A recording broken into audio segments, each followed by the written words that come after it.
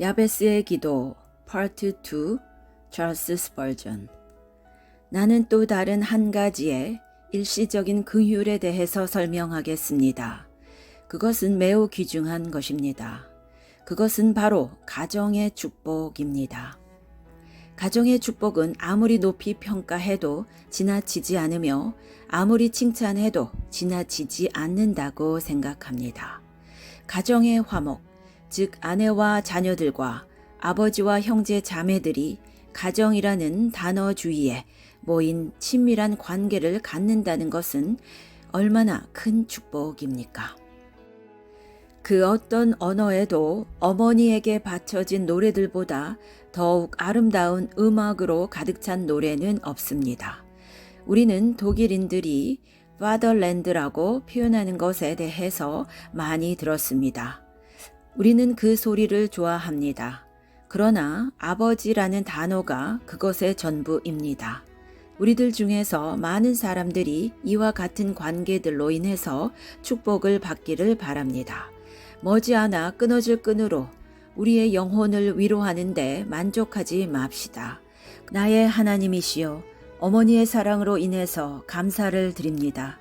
그러나 당신께서 어머니가 위로해 주듯이 나의 영혼을 위로해 주소서. 그러면 나는 정말로 축복을 받게 될 것입니다.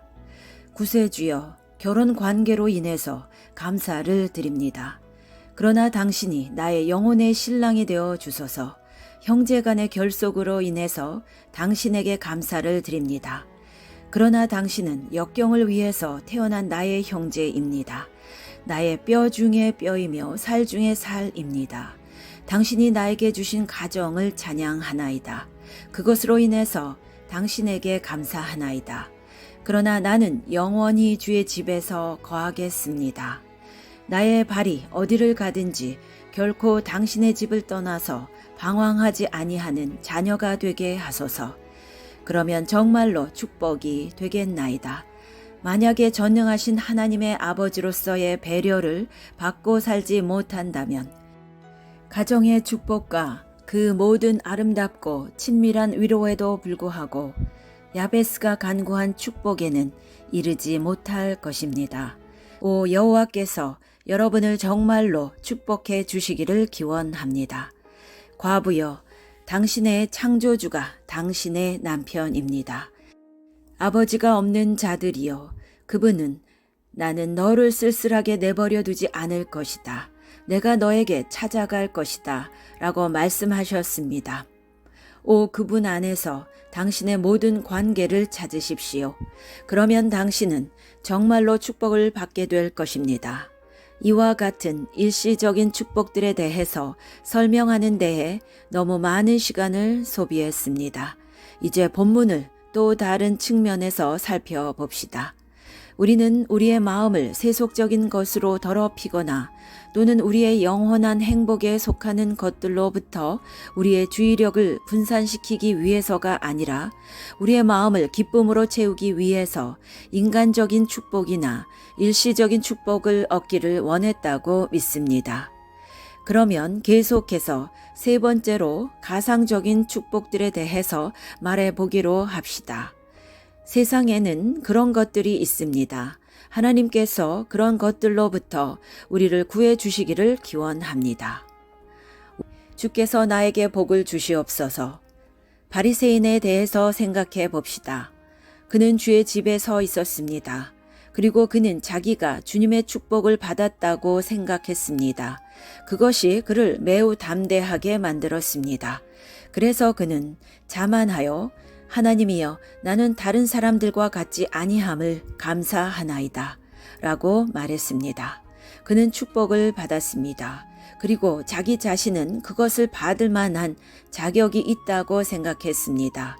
그는 일해에 2번씩 금식하고 소득의 11조를 바쳤습니다.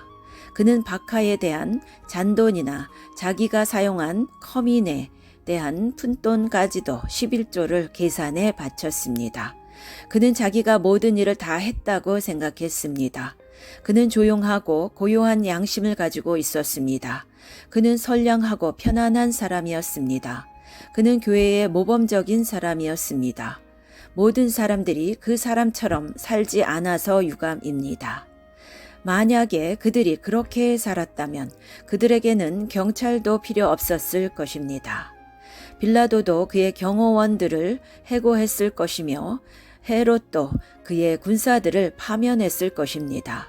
그는 이 땅 위에서 숨을 쉰 사람들 중에서 가장 탁월한 사람들 중에 한 사람이었을 것입니다. 그는 자기가 살고 있는 도시를 매우 좋아했습니다. 그러나 그는 사실상 축복을 받은 것이 아닙니다. 이것은 그 자신의 교만한 망상이었습니다. 그는 단지 허풍선에 지나지 않았습니다. 그 이상 아무것도 아닙니다. 자기에게 임했다고 생각하는 축복은 결코 찾아오지 않았습니다. 그가 저주를 받았다고 생각한 불쌍한 세리가 자기보다 더 의롭다 하심을 받고 집으로 돌아갔습니다. 자기 스스로 가지고 있다고 생각한 사람에게는 결코 축복이 임하지 않았습니다. 이 자리에 있는 모든 사람들이 이와 같은 책망의 가시를 느끼고 다음과 같이 기도합시다. 위대하신 하나님이시여, 우리가 소유하지 못한 의를 우리 자신에게 귀속시키지 않게 하소서. 누더기로 감싸고 있으면서도 결혼 예복을 입고 있다고 생각하지 말게 하소서. 정말로 나를 축복하소서. 진정한 의를 갖게 하소서. 당신이 연락하실 수 있는 진정한 가치를 갖게 하시고 예수 그리스도 안에서 믿음으로 말미암은 것을 갖게 하소서. 이와 같은 가상적인 축복의 또 다른 형태는 스스로 의롭다고 생각하는 사람들에게서 찾아볼 수 있습니다. 그러나 그들의 망상은 거의 유사합니다. 나는 그들이 다음과 같이 노래하는 것을 듣습니다. 나는 믿습니다. 나는 믿을 것입니다. 예수님께서 나를 위하여 죽으셨다는 것을, 그는 십자가 위에서 피를 흘리셨습니다. 나를 죄에서 해방시켜 주기 위해서. 여러분은 그것을 믿는다고 말합니다. 그러나 어떻게 알 수 있습니까? 여러분은 어떤 근거로 확신할 수 있습니까? 누가 여러분에게 말해 주었습니까? 나는 그것을 믿습니다. 그러나 우리는 우리가 믿는 것을 마음에 새겨야만 합니다. 여러분은 예수님의 보혈에 대해서 특별한 관심을 가졌다는 분명한 증거를 갖고 있습니까? 그리스도께서 여러분을 죄에서 해방시키셨다는 사실을 믿는 어떤 특별한 이유를 제시할 수 있습니까? 나는 어떤 사람들은 근거도 없는 소망을 갖고 있을까봐 두렵습니다. 그것은 갈고리 없는 닷과 같습니다. 붙잡을 것이 아무것도 없습니다. 그들은 자기들이 구원을 받았다고 말합니다. 그리고 그것을 고수합니다. 그리고 그것을 의심하는 것은 사악한 일이라고 생각합니다. 그러나 그들은 자기들의 신뢰를 보증할 근거를 갖고 있지 못합니다. 고라의 자손들이 언약궤를 운반하다가 그것을 손으로 만졌을 때 그것은 올바른 행동이었습니다. 그러나 우사가 그것을 만졌을 때 그는 죽었습니다. 확실하게 보장된 사람들도 있지만 말만 해도 죽는 사람들도 있습니다. 단순한 추측과 확실한 보장 사이에는 커다란 차이점이 있습니다. 확실한 보장은 이치에 맞는 것입니다. 그것은 견고한 근거에 기초한 것입니다. 억측은 아무런 근거도 없이 당연하게 생각합니다.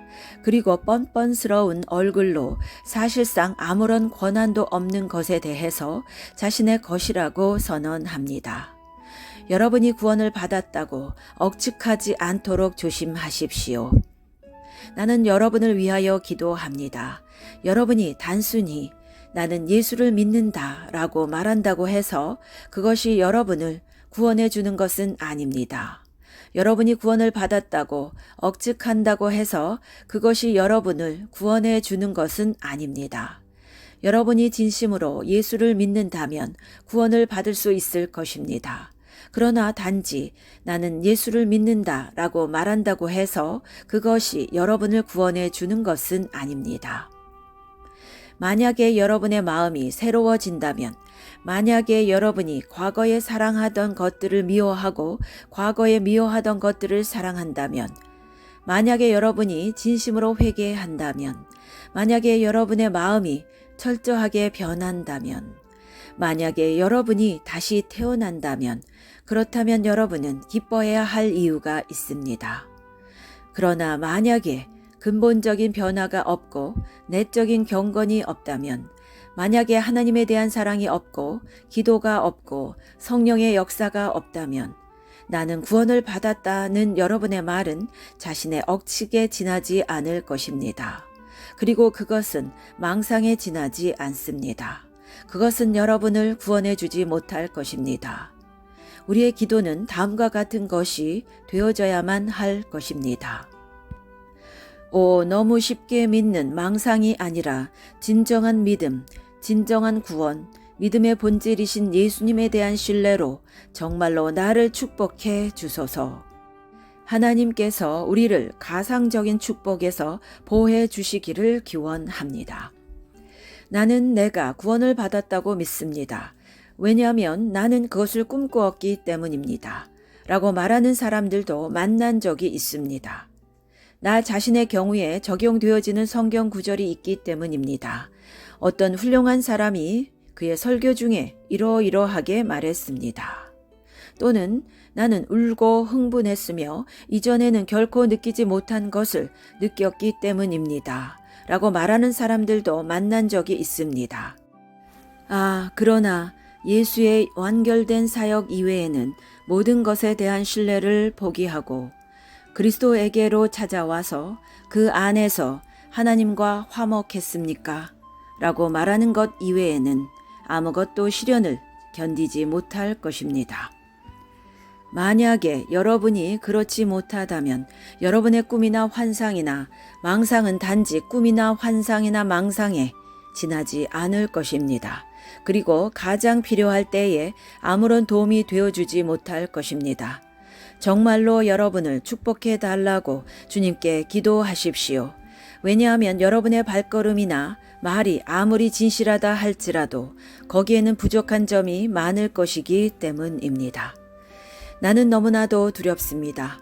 구원을 받은 자들, 즉 일시적으로나 영원히 구원을 받은 자들조차도 이것을 조심해야 할 필요가 있습니다. 그리고 이와 같은 기도를 드려야 할 충분한 이유가 있습니다. 즉 그들이 영적인 축복이라고 생각하는 것들과 진정한 축복들 사이를 구별할 줄을 알아야만 합니다. 내 말의 의미를 확실히 깨달으시기 바랍니다. 여러분의 기도에 대해서 여러분의 마음에 맞는 응답을 받는 것이 축복입니까?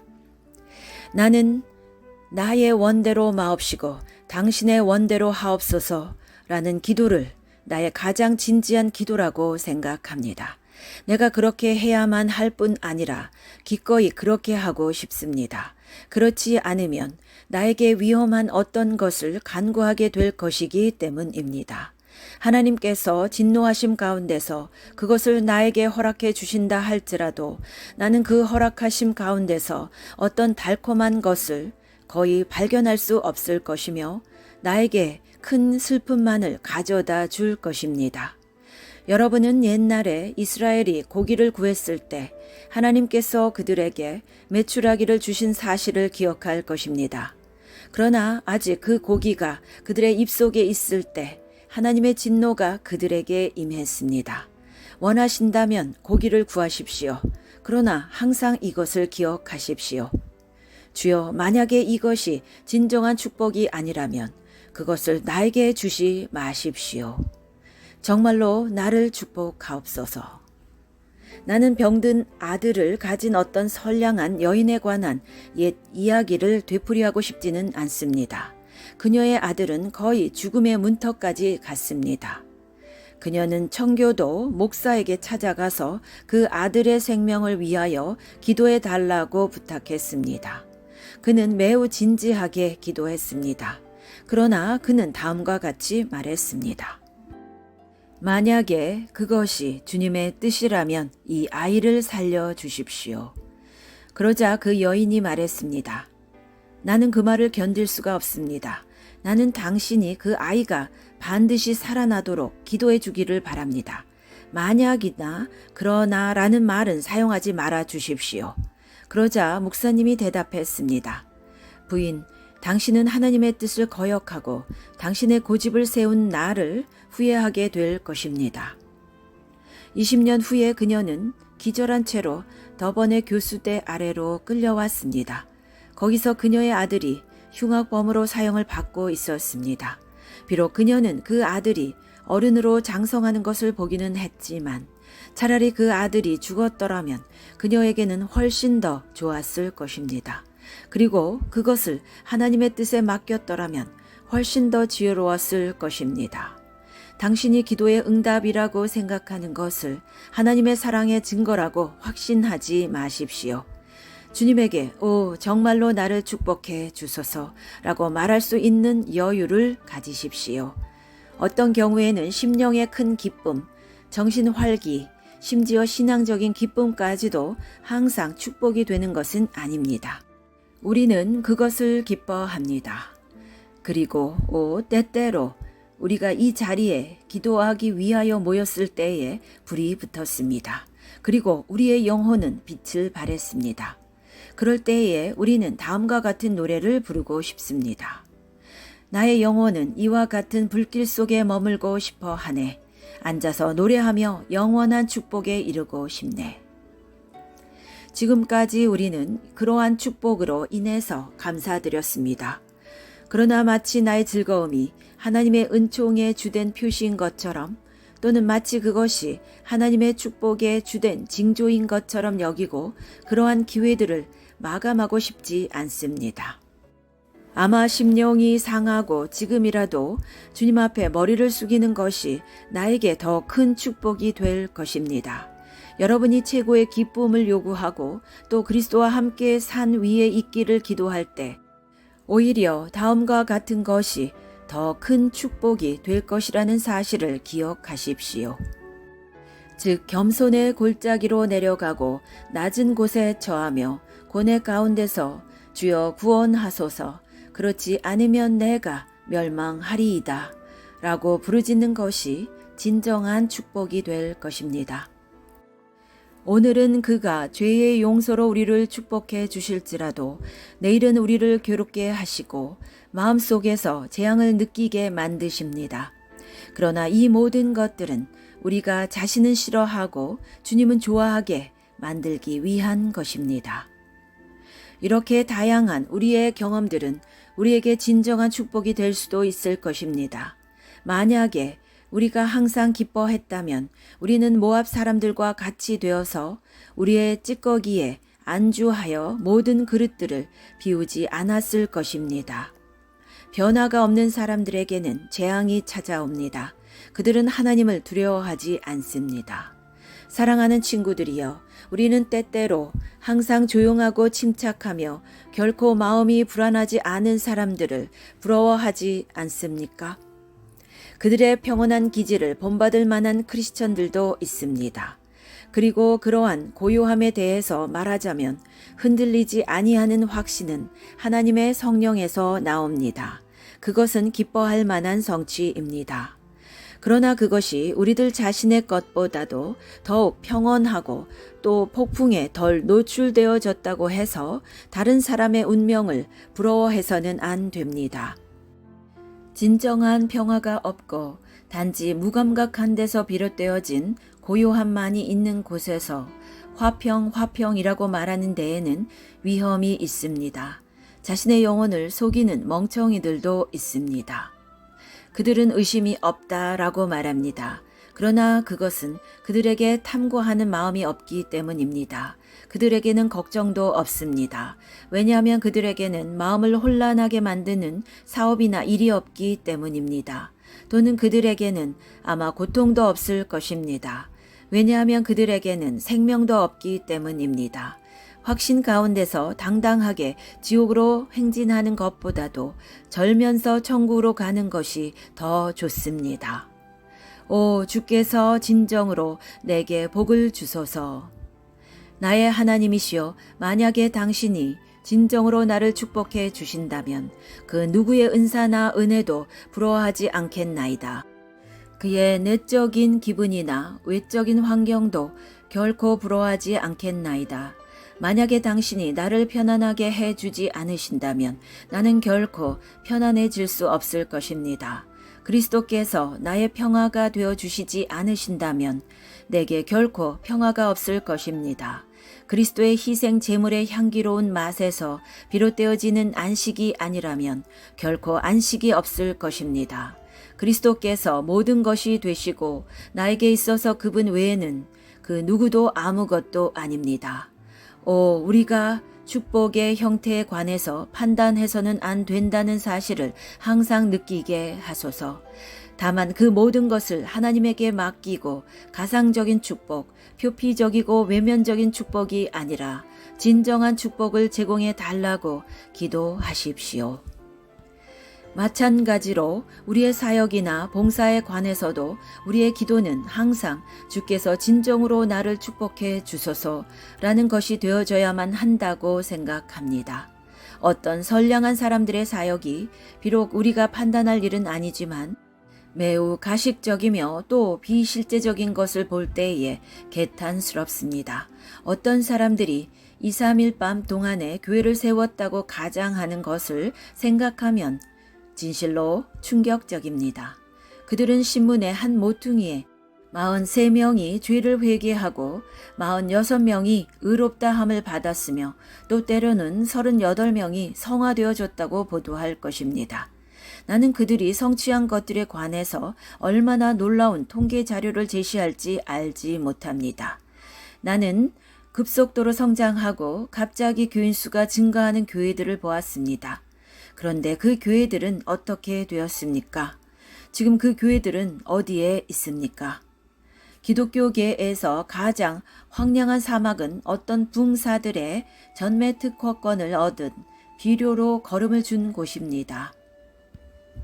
교회는 어떤 것을 추구하려는 노력 가운데서 그 힘을 낭비하는 것 같습니다. 그리고 그것은 아무것도 얻지 못한 채 끝났습니다. 그들은 나무집을 세우고 건초 더미를 쌓아 올렸으며 하늘에 닿을 듯한 첨탑을 만들었습니다. 그러나 불똥이 떨어지자 모든 것들이 연기 속으로 사라졌습니다.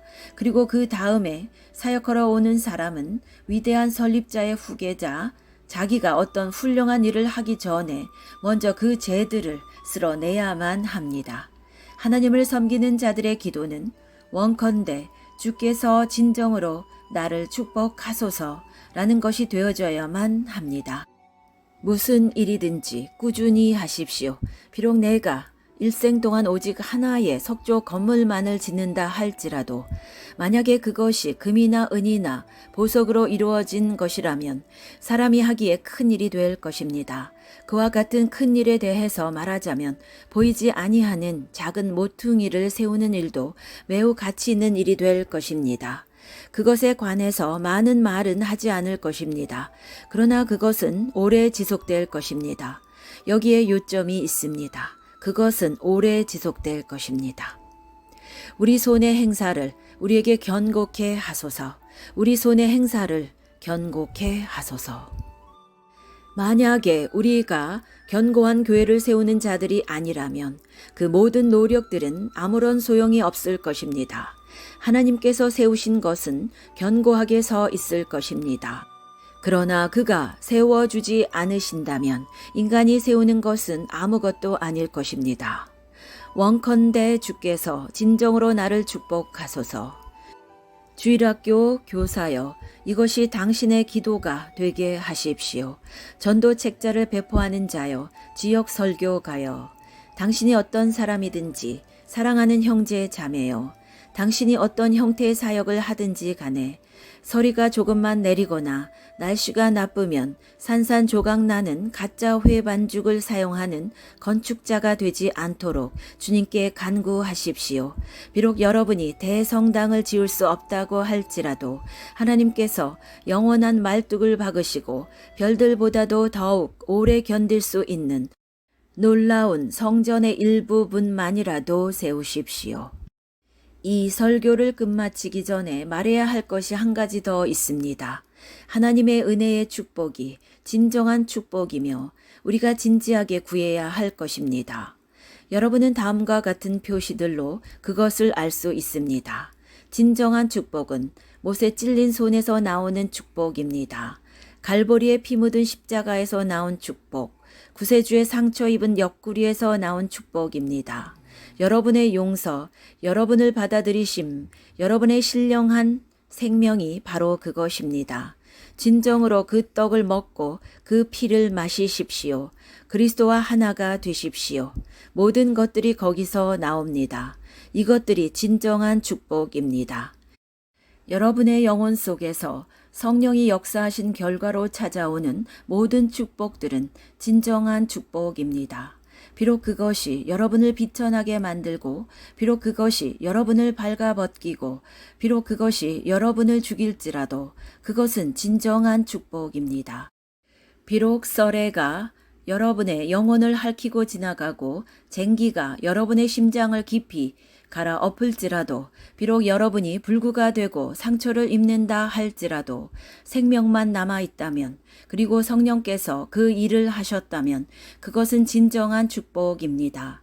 비록 그가 죄에 대해서, 의에 대해서, 심판에 대해서 여러분을 책망할지라도, 비록 여러분이 지금까지 그리스도에게로 인도되지 않았을지라도 그것은 진정한 축복입니다. 그가 하시는 일이라면 무엇이든지 받아들이십시오. 그것에 대해서 의심하지 마십시오. 다만 당신의 영혼 속에서 그의 복된 사역을 계속하도록 기도하십시오. 여러분을 하나님에게로 인도하는 것이면 그것이 무엇이든지 간에 그와 같이 진정한 축복입니다. 부는 그렇지 않을 수도 있습니다.